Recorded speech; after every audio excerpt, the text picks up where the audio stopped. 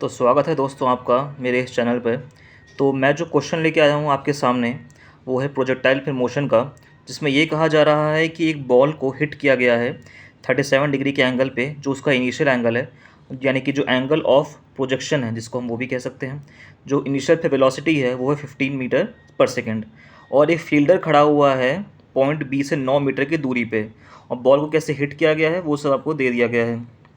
और अगर हम हवा में कोई भी एक्सेलरेशन को ना माने, और एक्सेलरेशन ड्यू टू जो ग्रेविटी है, यानी कि जो ग्रेविटी नीचे की तरफ लग रही है वो 10 मीटर पर सेकेंड है, ये हम सभी को पता है। अगर ये सब चीज़ें हैं और हाइट जो है इंसान का उसको हम नेगलेक्ट कर दें, तो फील्डर कितने वेलोसिटी से भागे कि वो उस बॉल को कैच कर ले, यानी कि अगर आदमी भागेगा किस मिनिमम वेलोसिटी के साथ ताकि उस कैच को वो कंप्लीट कर सके, ये है हमारा आज का ये क्वेश्चन। अब इनिशियल वेलोसिटी हमें दे रखा था तो हमने उसके कंपोनेंट्स कर लिए, यानी कि एक्स एक्सिस में कितना है और वाई एक्सिस में कितना है, और निकाला time of flight. Time of flight क्या होता है कि बॉल कितनी देर हवा में फिर रही।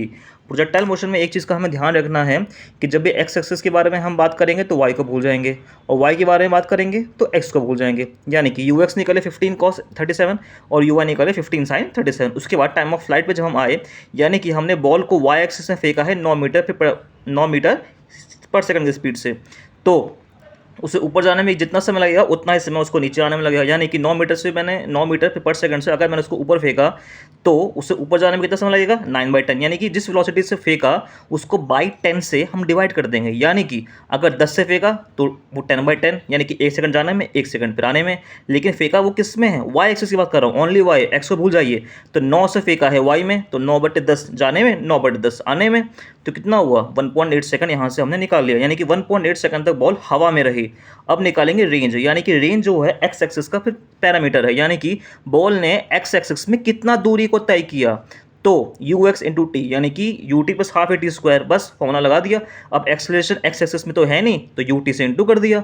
यू क्या है, म्यू में इनिशियल वेलोसिटी एक्स एक्सिस में, यानी कि एक्स की बात करेंगे तो वाई को भूल जाएंगे, यानी कि 12 इंटू फिर 1.8, यानी कि बॉल जो है 21.6 मीटर दूर गया बैट्समैन से, लेकिन टाइम ऑफ फ्लाइट कितना है 1.8 सेकंड। यानी कि फील्डर के पास सिर्फ 1.8 सेकंड ही है उस 9 मीटर को दूरी को तय करने में। अगर वो 9 मीटर को 1.8 सेकंड में तय कर लेता है तब वो जाके कैच को पकड़ लेगा। अगर वो 1.8 सेकंड के अंदर उस 9 मीटर की दूरी को तय नहीं कर पाता है तो वो कैच को छोड़ देगा। तो हमें क्या करना होगा, बस वो डिवाइड कर देंगे, यानी कि बॉल हवा में कितनी देर रही 1.8 सेकंड ही रही। जैसे मैंने कॉपी में वो लिख भी दिया है ताकि आप लोगों को दिखाई दे।